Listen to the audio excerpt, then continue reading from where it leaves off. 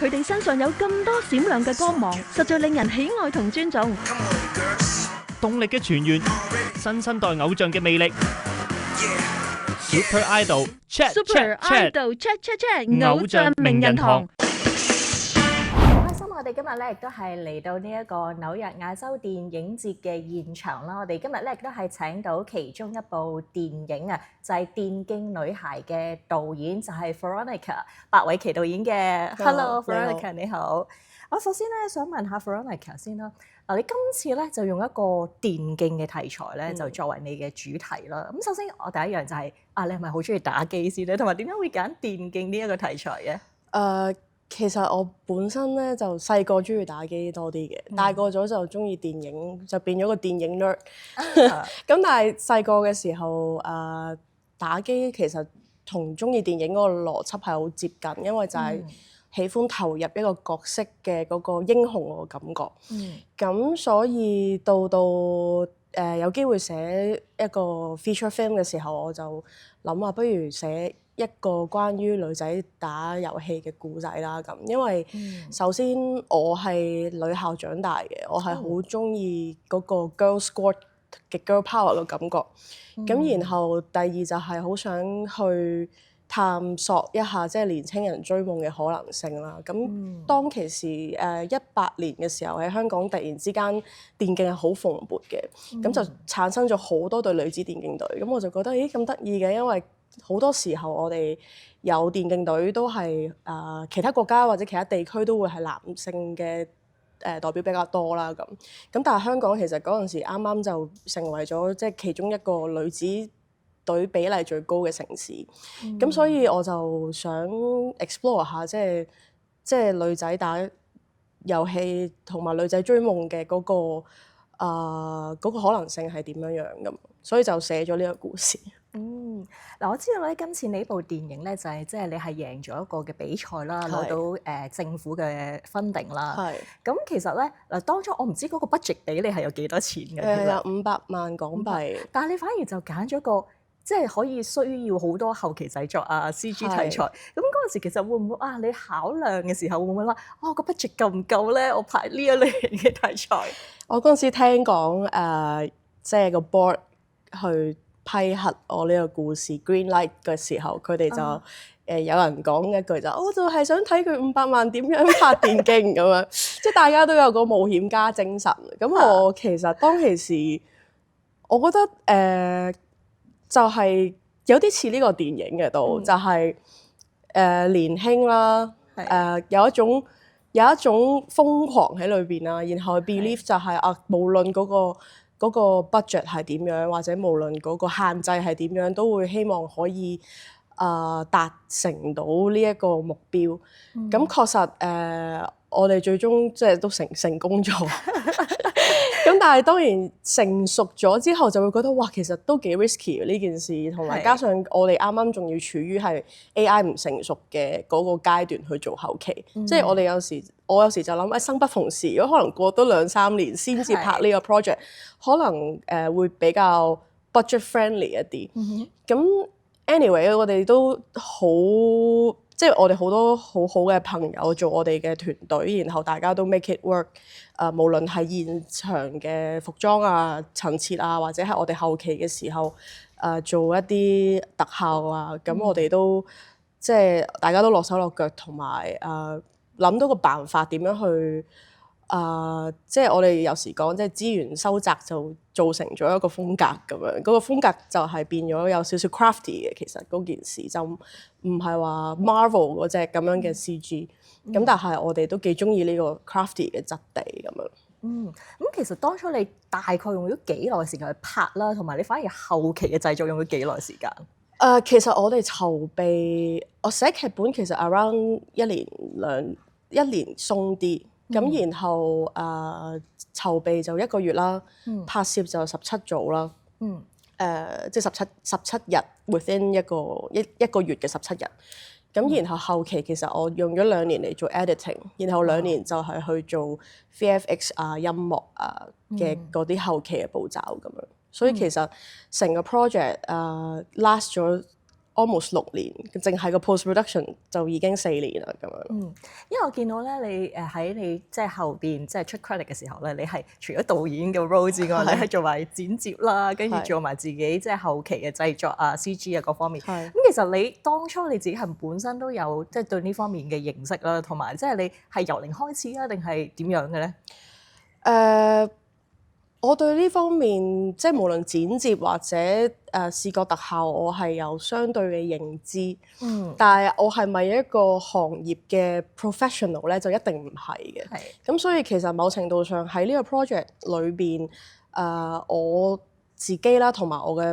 另外一個 VFX director 嘅 partner，我哋係可以話係由零開始去將自己鍛鍊成為一個可以上到銀幕嘅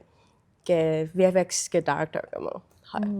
嗱咁講下你選角方面啦。你今次咧就女主角方面咧就揾咗 Angela 啦，袁澧林。咁其實首先第一樣嘢，你喺選角嘅時候，除咗揀佢適唔適合個角色之外咧，你第一個條件需唔需要佢哋識唔識打機先咧？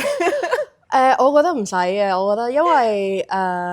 即係好似我哋成日都講話我哋拍警匪係咪真係要識打交啊？係咪真係？因為其實個電影嘅 training 係會令佢哋投入到呢個角色啦。咁我覺得演員嘅專業亦都係好 versatile 嘅，可以令佢哋去 believe 佢哋係呢一個範疇嘅人物咁樣。咁所以我其實 look for 就係一個非常之紅烈嘅熱血之心啊！就係我覺得揾到呢5個女仔，其實佢哋都會有一團火，係好想去，可能係 make a difference 啦，可能係去即係 speak for 我女性嘅唔同嘅立場啦，或者 speak for 一啲minorities 啦。咁其實佢哋5個都有呢一個呢個鬥志，咁我就覺得其實就已經好緊要。即係好 crucial 啦呢樣嘢，咁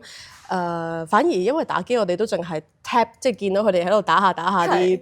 keyboard， 咁我哋裏邊有一個叫 Elma 嘅演員，就係飾演小甜嘅咧，咁佢就打咗10年機嘅，咁佢就係我哋個手指動作嘅武術指導，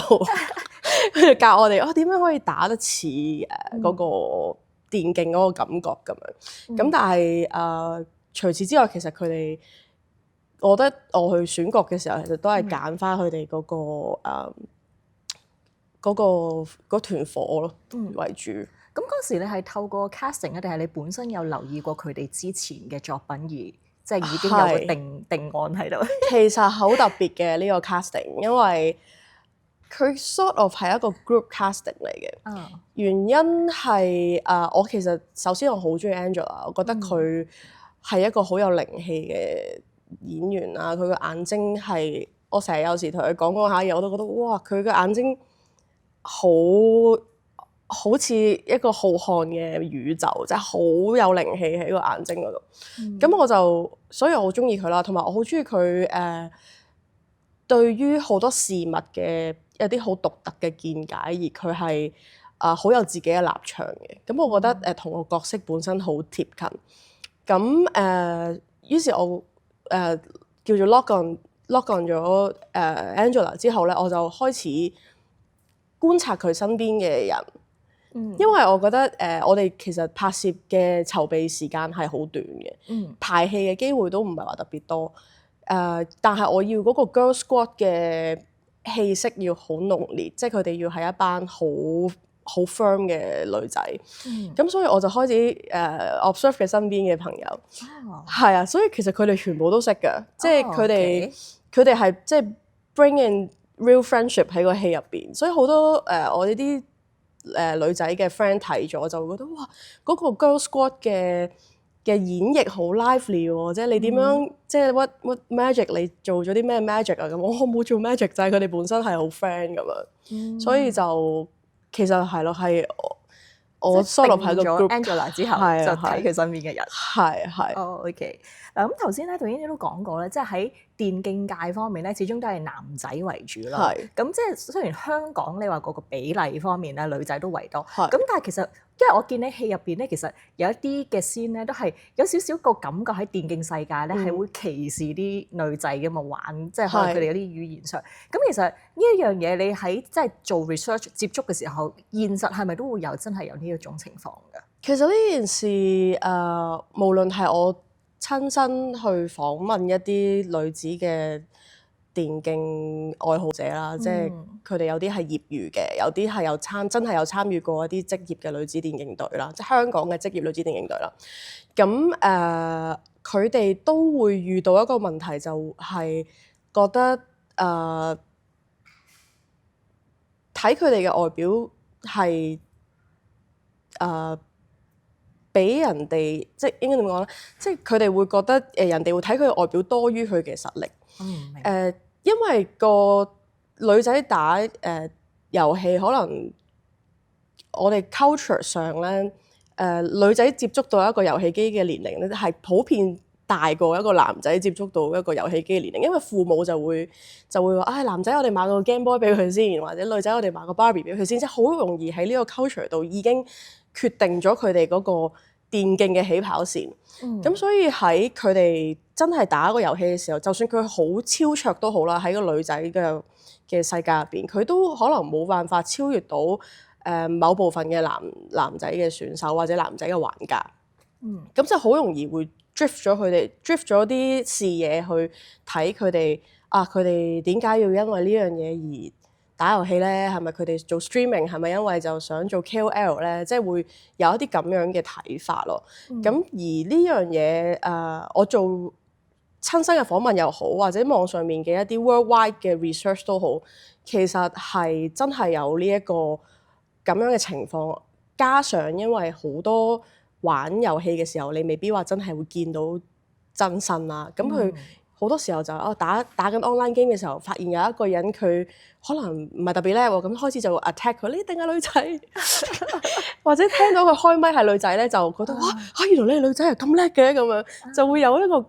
其實我覺得不必要嘅驚訝出現咗。其實佢係即係個性別，其實我覺得唔係點咩緊要嘅一個重點啦。咁但係就始終喺遊戲界就會有咁樣嘅現象出現。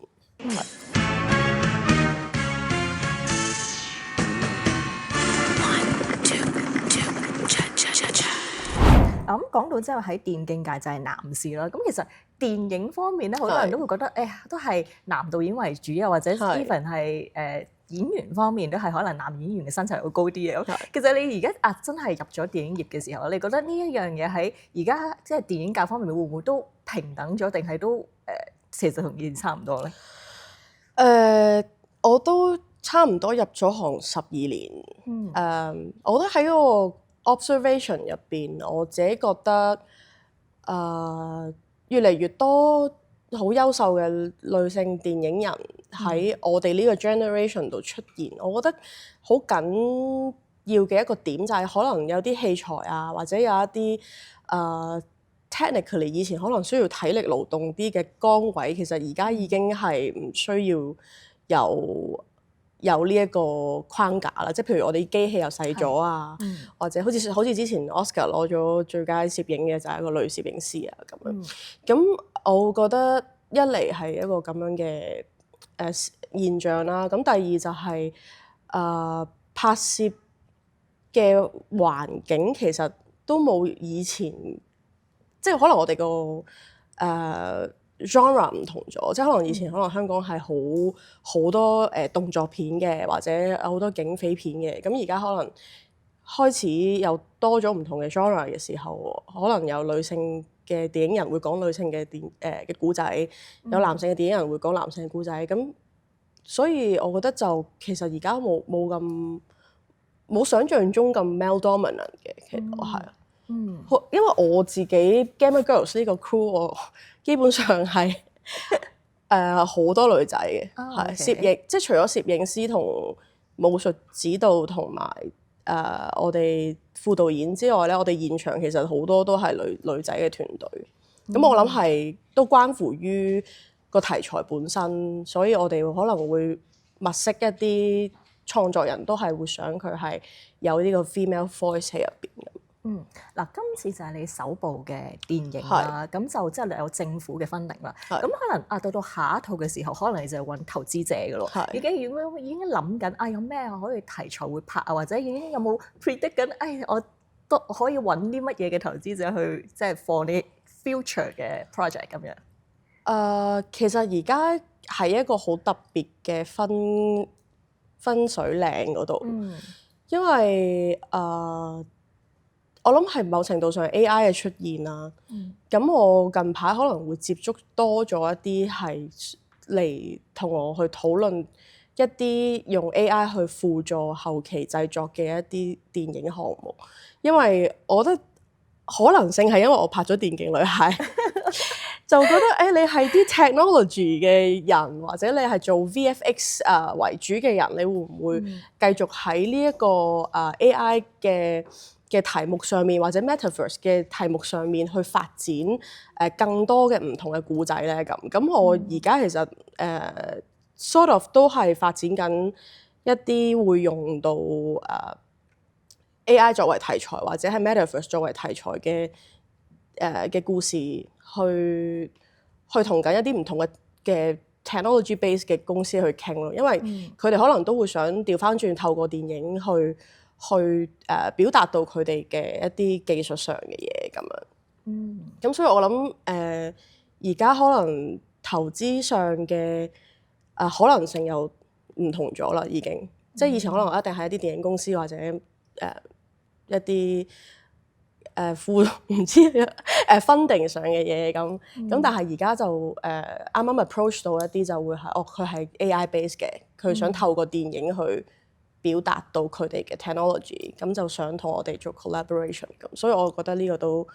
應該可能係嚟緊我會比較接觸到多啲嘅可能性。咁今次咧係咪導演你第一次嚟 New York 同埋出席呢一個？係我第一次嚟 New York。咁感覺點樣對 New York？好特別啊，因為我係我爸爸意大利人，咁我媽咪係香港人啦。咁我由細到大嗰個體驗就係我去喺香港就會俾人覺得我係歐洲人，然後我喺意大利嘅時候就會俾人覺得我係 Chinese。Even 我搭飛機嚟嘅時候咧，我係喺香港嘅機場度俾3個唔同嘅地勤人員讚我中文講得好啊。因為呢啲位好無奈嘅，但係我嚟到 New York 之後，我係人生第一次覺得冇人 care 我係點樣喎，即係真係冇人會着重去覺得你係咪一個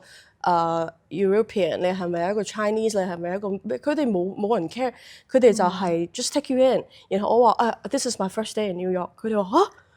你好似已經喺呢度好自由自在咁樣，咁我就覺得係我真係中意呢個城市咁樣，因為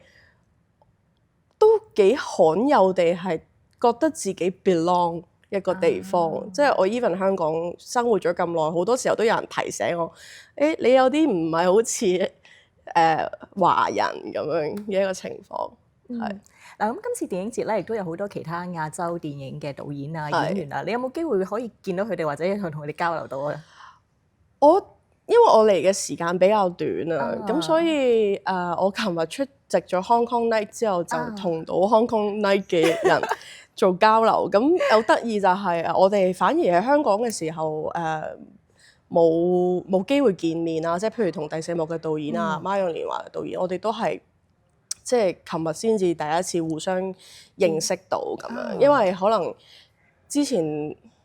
喺香港冇乜咁樣嘅機會，或者唔會喺一個咁細嘅大家可以集中去傾偈，即係因為香港會突然之間好多人一齊 mingle，咁所以琴日就認識到都幾開心。咁然後亦都見到有其他國家嘅導演喺嗰個書仔嗰度，但係我諗可能我冇 overlap 到嗰個時間。同埋我知道導演咧今次嚟到電影節咧，你係好有心，你係帶咗啲咧你自製嘅 poster 嚟，因為咧我知道導演你本身係讀 graphic design 嘅，呢啲係你自己整嘅喎，係咪？呢啲係因為我做埋呢個戲嘅宣傳嘅設計嘅部分，咁所以好多呢啲海報啊，或者trailer 啊，或者我哋其實有啲merch 係有啲 T-shirt 啊，有啲外套啊、帽啊咁樣，嗰啲都係我自己做嘅。係。即係今次你喺香港即係上映嘅時候，都會用嗰啲嘅宣傳產品，其實全部都係我自己整。非常之靚。係啊，如果今日咧嚟睇電影嘅朋友，你都有機會可以攞到導演佢哋嘅親筆簽名嘅 poster。好啦，最後啦，我都想問下導演啊，嗱，你今次嚟到 New York 啦，你有啲咩同我哋 New York 嘅觀眾講下咧？咁紐約嘅觀眾大家好，我係 Veronica Bassetto 啦。咁我好希望大家可以即係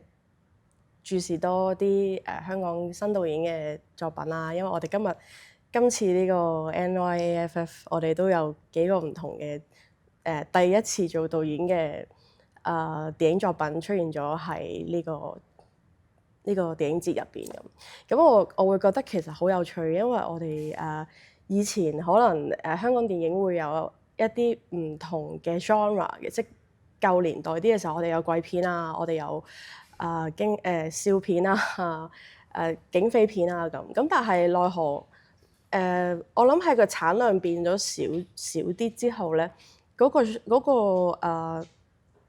電影嘅種類又變得越嚟越收窄。咁今次我哋見到嚟到 NYAFF 嘅新導演嘅作品咧，又突然之間好多樣化喎咁樣。咁所以我覺得好靠觀眾，因為電影其實我認為電影係需要觀眾先至完整嘅，即係佢就咁喺度播係冇意思，一定要係喺個 theatre 度好多人一齊睇呢個作品先至係圓滿。咁所以希望大家多啲支持 NYAFF 啦，或者睇多啲唔同嘅香港電影，咁我哋就可以透過呢個銀幕同大家真實咁樣交流，然後繼續進步落去。今日咧就唔該晒導演嘅，希望大家都入場支持 Gamer Girls 嘅。多謝 ，Thank you。Thank you。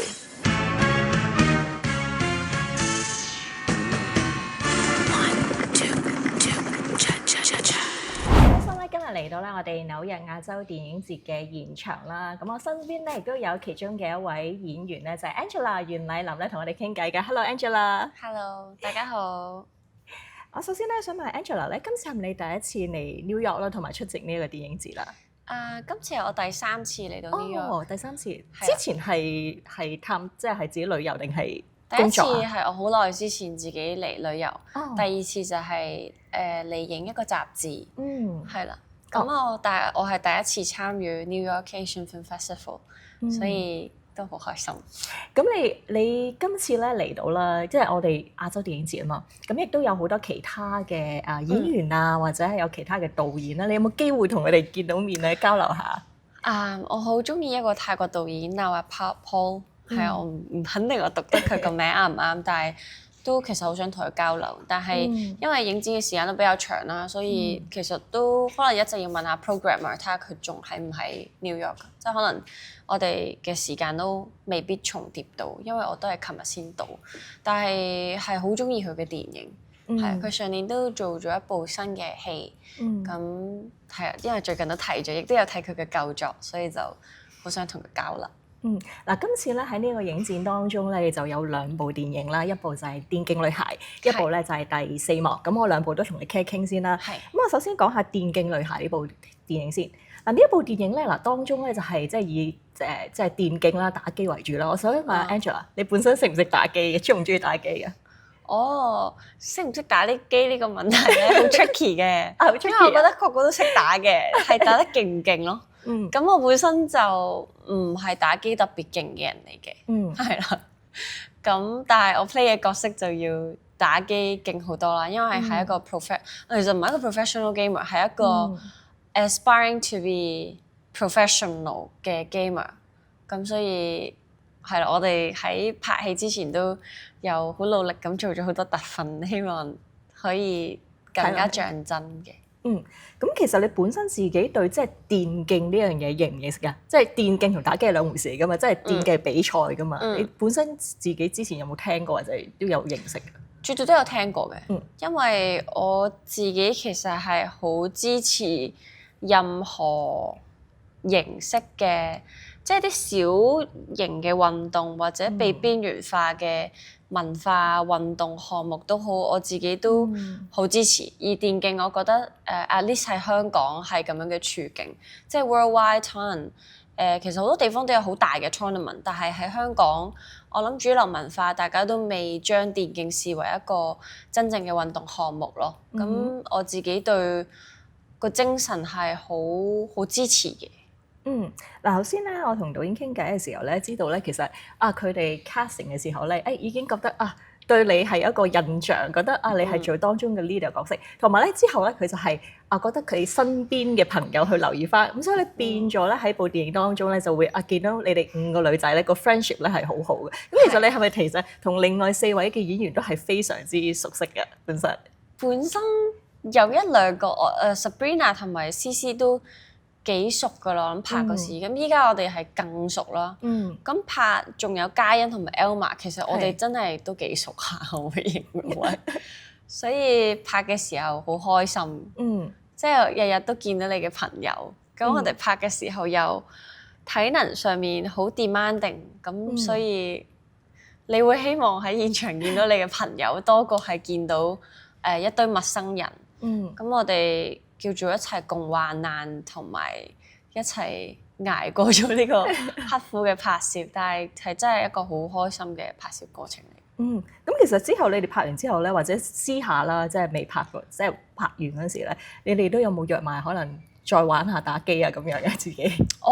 打機咧，我就同 CC 打最多嘅，係啦。咁但係我哋如果見面嘅話，其實我哋幾個成日都見，係真係成日都見，因為我哋好多本身我哋真實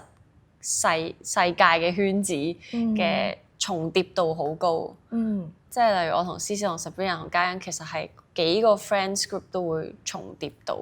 咁亦都想問下Angela 啦，嗱今次咧呢一部嘅電影咧，你頭先都講到體力上邊其實都幾需求咁，因為你哋真係要墮入去個角色入邊嘅咧，跟住咧就有好多嘅動作場面啦，或者要跑啊。咁你本身我知道你本身運動都係叻噶嘛，可能對你嚟講會唔會都相對地輕鬆，但係定係都辛苦嘅拍嘅時候？我都幾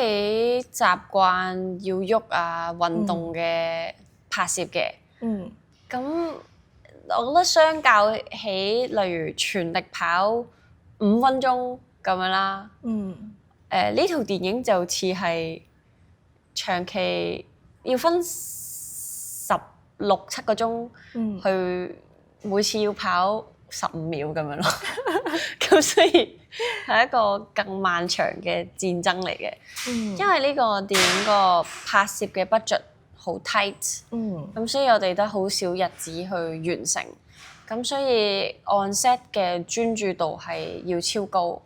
甚至演員要 offer 好多嘢，個拍攝先至會加快到，即可能你要好 attentive， 同埋隨時 look out for一啲嘢，你係可以幫助同埋加速個拍攝咯。咁所以呢個就係要用16個鐘嘅專注，極高嘅專注度去每次高速跑15秒咁樣咯。其實咧，今次咧我知道咧，Angela 咧除咗即係嚟到我哋 attend 呢一個嘅影展之外啦，咁你亦都係攞到咧其中今次咧亞洲之星嘅新星獎喎，恭喜晒你先。Thank you。咁你個感受係點樣攞到呢個獎項？感受都幾開心嘅。我自己本身唔係一個好重視獎項嘅人，而我係真係唔係好重視，即係唔係講得好好聽咁解。因為我個人都呢啲位又幾 chill 喎，即係我平時好多位都唔放過自己，但係呢啲位自己又幾 chill，同埋我會希望自己喺冇乜壓力嘅情況之下做創作。咁我覺得呢個獎項都係一個好大嘅鼓勵嚟嘅，因為係咯，即係第一次有2部電影一次過喺一個國際嘅城市嗰度能夠嚟到呢個影展，我覺得係多重嘅意義咯。即係唔單止係喺紐約呢個地方得到呢個獎項，咁亦都我覺得係我嘅對我做緊嘅嘢嘅一個好大嘅肯定咯。嗱咁其實咧，你都入咗行，見電影方面都差唔多超過10年㗎啦，咁都拍過好多唔同嘅電影。其實嚟緊你都仲有冇啲電影嘅類型啊，或者一啲演員啊、導演，你係好想合作而未有機會合作到嘅？我諗所有角色如果係我係女仔啦，咁我 play 嘅角色都會係女性角色啦。即係 of course 如果係更加闊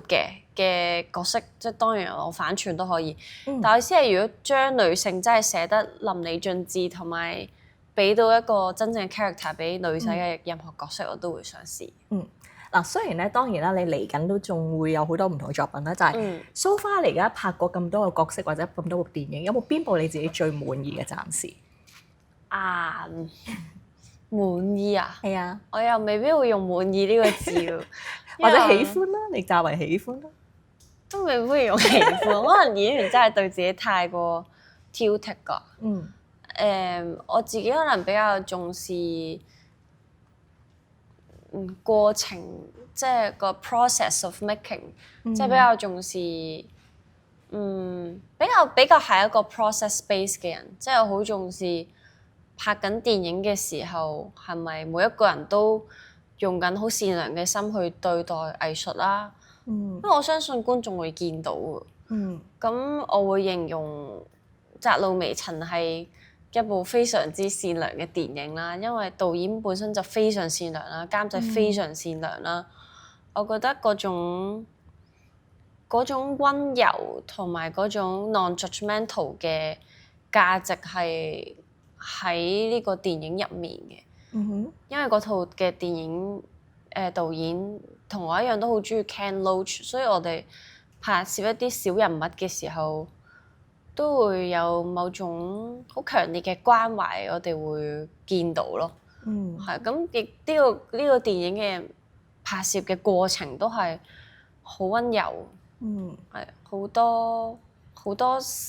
kindness 喺裡面嘅。咁我都幾重視呢樣嘢嘅。咁我知道 Angela 你本身即係初係 model 入行㗎嘛，咁後尾再做演員啦。咁其實你自己本身係咪細個時候都已經係中意演戲嘅，定係反而係轉咗做演員嘅時候先至開始研究去演戲呢樣嘢？對我嚟講，我未必會形容係有轉呢樣嘢。不過亦都好理解別人對你嘅認識可能會基於你當時嘅作品咁樣。我細個嘅時候就都幾中意表演，但係喺我嘅成長過程就唔知點解冇人話俾我聽大個可以做演員，所以我當時都冇咁諗。但係一到我讀大學嘅時候，就發現咦，原來咁多人揾我去做 audition 嘅喎。咁我就開展咗一個不斷去好多試鏡嘅呢個過程，咁我就好密切地接觸到演戲，亦都發現咗佢係我一生最想做嘅一個職業嚟嘅。咁嚟緊啦，你有冇啲咩嘅工作係即將可以透露少少俾我哋知嘅嚟緊？都可以嘅，都拍咗一部災難片啦，而亦都拍咗一啲倫理片啦，亦都會拍攝一啲小人物嘅女性電影啦，都係咯，原來都喺唔同 genre 都有所嘗試，所以係啊，亦都拍咗好需要好強嘅技藝嘅電影啦，係啦。咁嚟緊我哋幾時有機會？幾時啊？係啊，知唔知大概？我唔知啊。你知？係啊，但係第4幕應該會係我下一部上映嘅作品啦。係啊，咁同埋其實呢個月嘅月底都有一個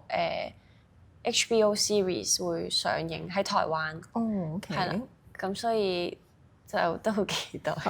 到時期待你嘅演出。咁最後咧，有咩同我哋紐約嘅觀眾講一講 Angela？好多謝紐約嘅觀眾嘅支持，